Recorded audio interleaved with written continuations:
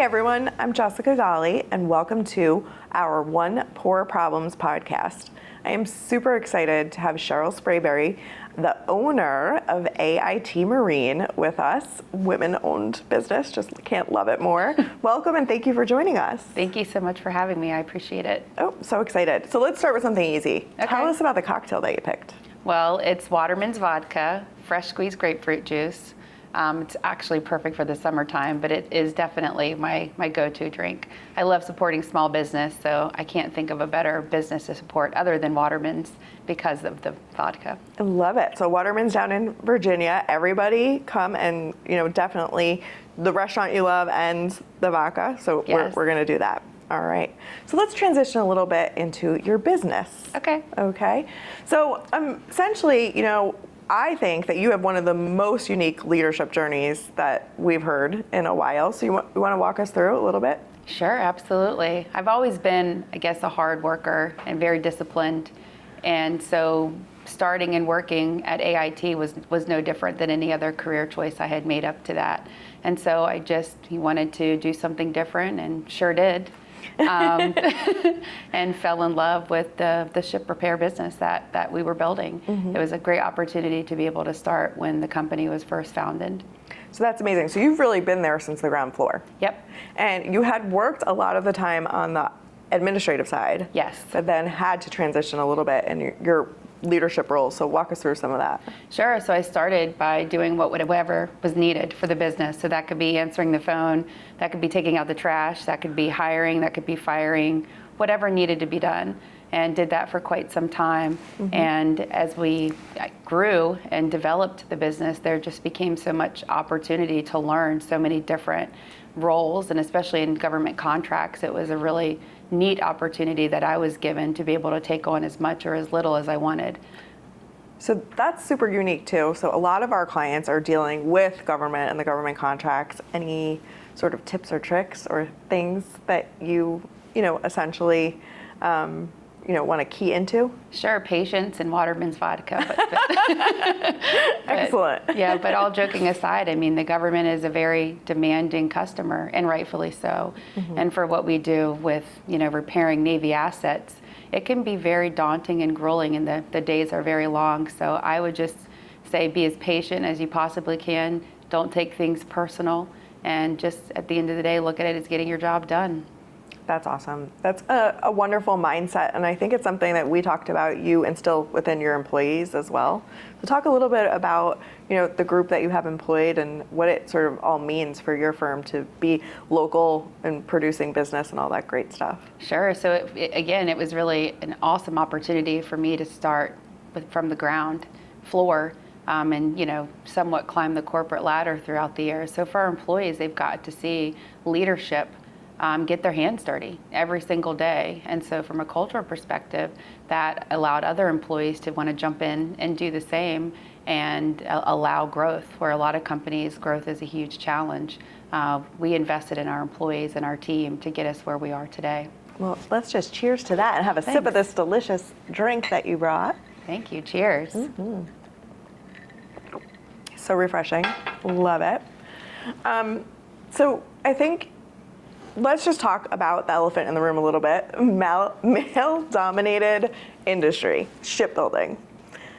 Talk to us just about, earning respect in the way or having your seat at the table and what that's been like. Very, very challenging. I definitely am blessed, though, to have people in my life like Carl, who founded the company, as a mentor. I don't think without that I would be able to get through some of those hard things. But it's been very challenging because I don't come from a military background. Mm-hmm. So I am the elephant in every room that I walk into, because it's almost like you have to pay your dues and earn that and understand. But times have changed throughout the years, especially over the last decade or so. And there's a lot of women getting into our industry and want to get it into our industry.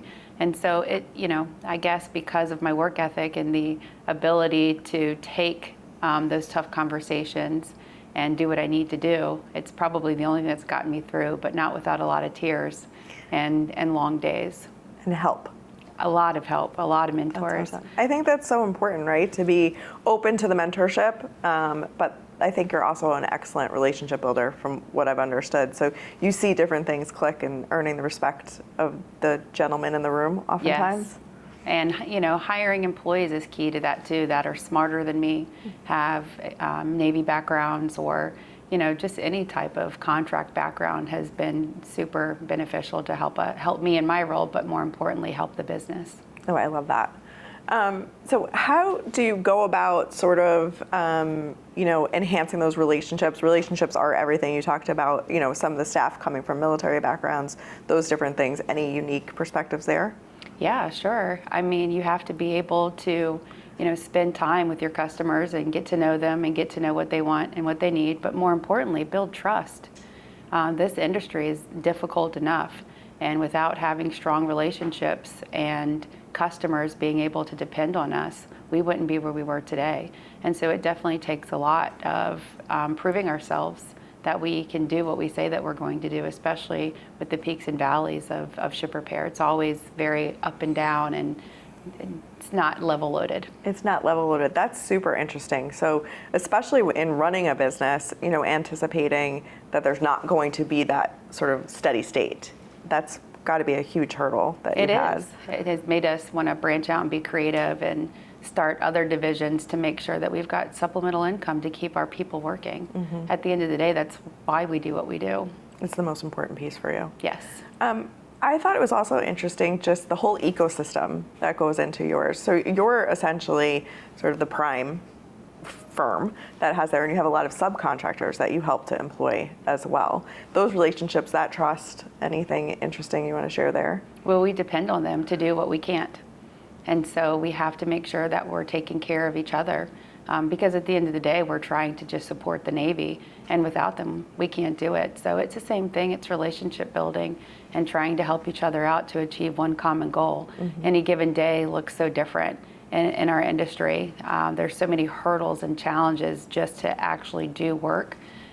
So we have to constantly communicate and support each other. It can't ever become adversarial, or where we present ourselves in a way like we don't need them. We have to treat them with respect that they deserve, because they do something I can't. I love that. So you have your ecosystem, you have your relationships, you are so keen on relationship building and trust. Any other factors that you think about in regards to just running the business on a day-to-day? Our workforce. I mean, they're everything to us, because they're the ones that go out and turn the wrenches. And at the end of the day, we don't have what we have without them. So I think taking care of employees and making sure that we have morale boosting things for them, programs in place to make sure that they're appreciated, is critical to success. The last thing you want in our industry is high turnover and low retention. You won't survive in this market, and if you don't have employees that are willing to jump in and do what needs to be done. And that starts at the top. That starts with leadership. And so I'm very proud that a lot of our employees, like 60 to 70%, have been with us over 7 years. And that's almost unheard of in our industry. So I take a lot of pride in the family aspect value that we've made sure that the company has, so that they know that they're not just a number. They're a part of us as well, part of our family. That's permeated. That's amazing. You can tell those retention statistics are huge. Congratulations on that. Another Thanks. Cheers. I'll cheers you have to to that. Keep drinking.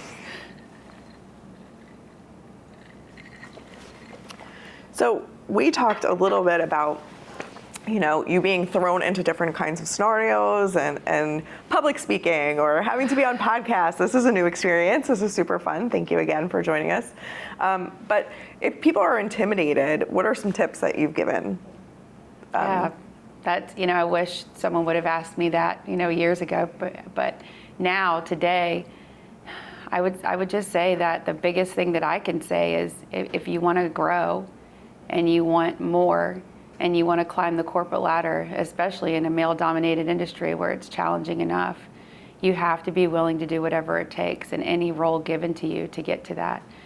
It is harder as a woman to be able to do that.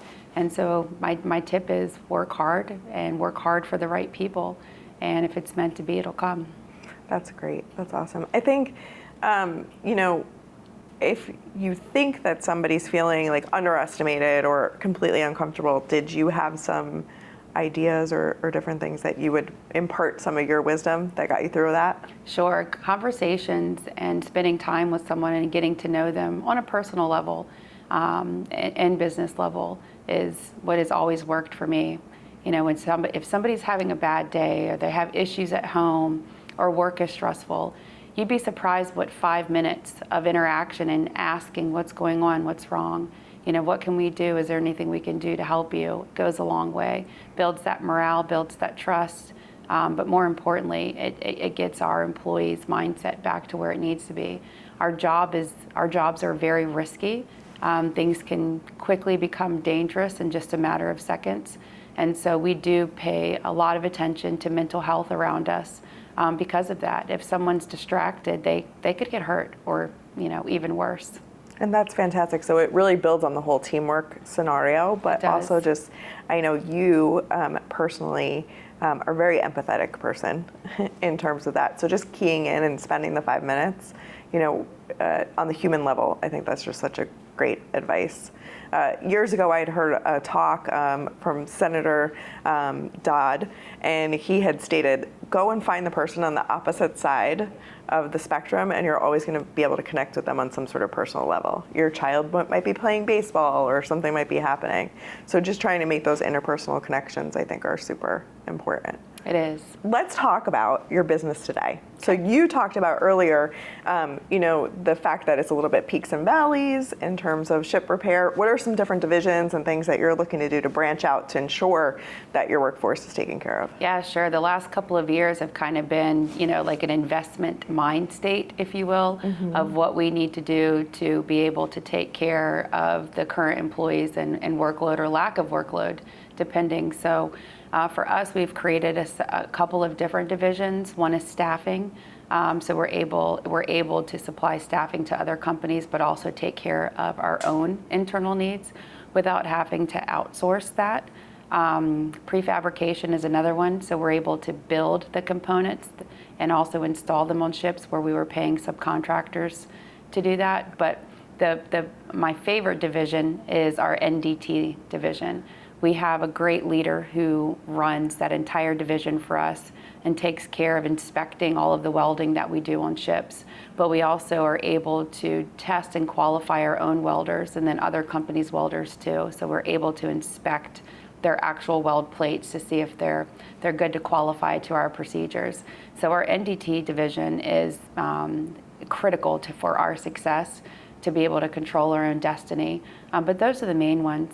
I mean, we do structural and habitability work too, which is kind of, you know, the lifeblood of our company. So if there's not a lot of that type of work going around, we're making sure that the other divisions are supplementing that division. Which then also, I guess, sort of organically creates a lot of that crossover or employee growth opportunities. Yes, creates jobs. We've been recognized previously for that. To be able to give people careers is, you know, an amazing feeling, but also, you know, having the right people on our team is what drives our success. Fantastic. You're also dealing with another elephant in the room, CMMC Level 2 compliance. Yes. One of those different pieces. So what's that been like from a leadership perspective? How are you anticipating tackling that?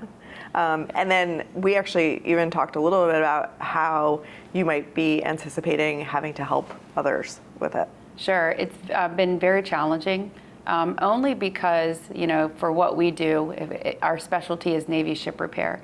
Our specialty is not cybersecurity. And so it's been, I guess, the unknown, the fear of the unknown and what that really means and what that looks like and how it's going to play out. At my level is what I worry about, and I try and hold those fears and put them to the side as we try and go through this process with our team and our employees. But, you know, to your point about asking about our subcontractors, I'm very worried that we've got to help them and get them educated and provide guidance on how to do this. Thankfully, there's companies like yourself that do this for a living. But then there's the human element of what goes on in business operations. And we're navigating it as best as we can. But again, you know, it's just the unknown. For sure, and it's coming quickly. Yes. Yeah, so we're all in it together. Yes. And we'll certainly help on that.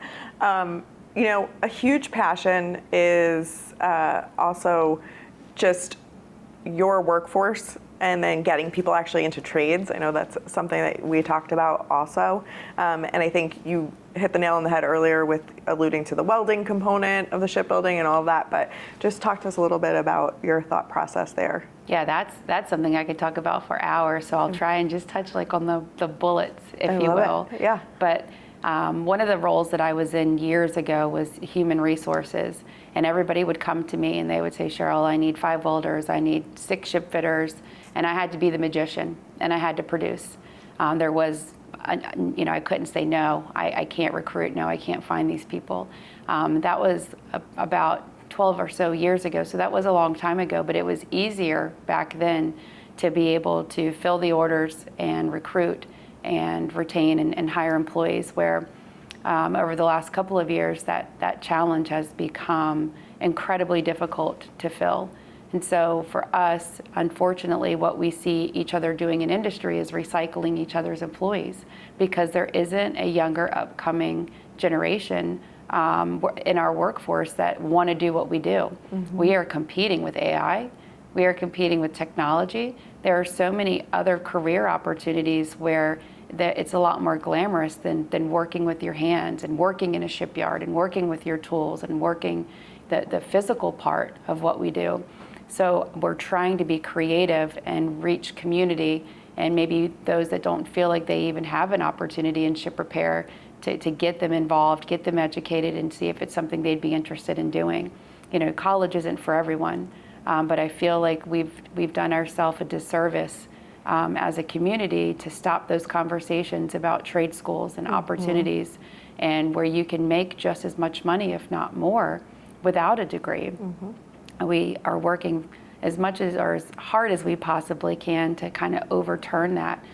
Even as industry, the Virginia Ship Repair Association has done an incredible job of trying to put a limelight on the need that we all have. We could take on a lot more work. We could take on a lot more availabilities if we had the people to do it. So it's not something that's going to happen overnight, but I appreciate you asking, because the more awareness and opportunity we as industry get to talk about that, if just one person is listening and they hear, oh my gosh, I can just start at a lower level position, I don't need education, I don't need a degree, and I can make X amount of dollars, it just, it's a difference between night and day. So if one person hears that would just make my day. That'd be awesome. Well, I hope so. And I think I couldn't agree with you more. Skill sets need to be developed in terms of like our young people and whomever's out there. And if your outreach to communities is sort of putting that limelight on it, thank you for, doing that and giving people opportunities where they didn't think they had them. Because it does become that box of like, oh, well, what am I going to do? Just waste my 4 years in college and then still not know what it is that I want to do. And they could be impacting and making a difference sort of across the board as well. Absolutely. Love it. Couldn't agree with that more. Okay, so I think we've both probably had this experience before, where you go into the room, you sit down at the table, and you look around, and you're the only woman that's there. What would you say is your strategy for that? Okay, well, let me tell you how I learned this strategy. Okay. There was a time where I was in a meeting and I thought that I was prepared to give an update or a status update of where we were on an availability. I trusted one of my lieutenants, if you will, to give me an update, and I walked into that meeting and I gave the update, and the person that I was talking to had just gotten off the ship, and those things were not true. So I had to learn very quick, trust but verify. So after the sting of learning that, anytime I went to those next meetings, I would do homework, I would walk the ship, I would do research, and then I also had to walk in there and I had to fake it to make it. I had to have all the answers. I had to sit up, make eye contact, and be the person that's going to answer the tough questions, and then more importantly, provide a plan if something isn't going right. And so, yeah, that's a tough one, because I had to learn the hard way, but I guess learning the hard way is what gets you to where you are today. But now I do it a lot more confidently because I have a lot more experience. But at the time, it's very intimidating, very scary, especially when you're sitting across people that are in uniform, mm-hmm. that are serving our country, and I'm getting the privilege to work on a ship. I don't just get to, I'm allowed to. And I better have my P's and Q's and my ducks in a row to answer the mail. So I love that. So you're talking about such good key fundamentals, like just preparedness, being prepared. But I love the trust and verify. Like, you can trust a lot of the information, but if you see it for yourself or you do it for yourself, it's there. And then you just keyed into like 10,000 hours. I mean, just keep doing it, and it's going to come more naturally, be more confident, and you're going to garner that respect. And humility, I'll add that too. That goes a long way too, to humble yourself. And you may be the most, you may have the biggest title in the room for your company, but that means nothing at the end of the day. So showing that you're willing to do what it takes to get the job done, but also with a humble spirit goes a long way. So you talked a lot about your retention with your employees, but I know you also have a long-standing retention with your customers. And what's your playbook for that? I think it's probably the same for both. With our customers, we're very hands-on. And so at the very top, they are the people seeing us. They're seeing us in the yard. They're seeing us during the walkthroughs. They know that we're just not ownership, sitting at a back office. We're actually engaged, involved, and help running these jobs. And that equates to retention. When our employees see us with boots on the ground doing what they're doing and helping them, getting them a tool, getting something that they need, it goes a long way. Our customer sees that too. A lot of corporations, as they grow, they get a little bit too big too fast, and they act like they've arrived. And I don't mean that in a negative way at all, but then they start putting people in places of authority to be them. And they'll never be able to live up to the ownership's expectations, because they're not going to do what it takes, not willing to do what I'm willing to do, because I've got everything on the line, including my relationships, losing them with our customers, losing our employees. And so that spirit is hard to just reproduce in an employee unless they have skin in the game. So retention and our customers, it's exactly that. It's being there and letting them see you and letting them know that you're willing to be here and willing to get it done with your team. And I can tell everybody, Cheryl's so willing to come and get it done. But the last time we had dinner, she was mortified that she had to come in a t-shirt and her jeans, but I loved it. It was fantastic. Thankfully, I had other shoes in the car because I wasn't steel toes, and I had hard hat hair. That was fantastic. Okay, so in our discussions, I know that AIT has previously had to be creative in terms of solving problems like the workforce shortage problems that you had alluded to or discussed before, and that you really looked internally to your employees. So what's some of that been like? Sure, it starts as a culture. So for even, I guess, my upward mobility, there were so many times where our operations manager, production manager would leave, but someone had to jump in and fill in the gaps. So I would, and then I would find someone else, train them, and then try and do a turnover. Finally, I got tired of doing it. And so, eventually I stepped into those roles. And I think that culture started obviously with Carl, because he would allow us to take on as much as we possibly could, even if it was more than we could, do. He would support us in that. So with our employees, we are still doing the same thing. So for employees that we feel like can take on more responsibility, deserve a promotion, or we see them jump in and take on and tackle problems, we promote from within. We try and do that for every single job that we possibly can before we bring somebody on in from the outside, especially our management team. If we've got employees that are working on their tools, but they're leading crews, they're talking to customers, they're making good decisions, we watch that carefully, monitor it, it becomes a metric, and we're like, all right, we need to continue to see what this person is made of, because eventually this mechanic or welder could become a team leader or a project manager or a production manager, depending on their bandwidth. So a lot of our employees, again, today have started kind of from ground zero, and they're in senior executive roles now. Two in particular. One was a driver, he's now a vice president. Another one started as a mechanic, now he's also vice president of operations. And same with me too. And so we try and tell all of our new hires that, especially when we bring them on the team. We do new hire orientation. We tell them the sky's the limit here. that's what they hear in every single orientation. The more you take on, if you want open mobility, the only person that's going to stop you is you. It's not going to be me. And we tell people even my chair is available. And so to give them that opportunity that if they want more, they don't have to go find it somewhere else. They can find it right here at home. Well, cheers to that and to AIT promoting within. Thanks. That's awesome. Well, one more question for you. If we sat down in a year, again, coming into the summertime with our nice Waterman's grapefruit delicious drink, what is it that you would be hoping that we were celebrating besides your birthday today? You're so sweet for that.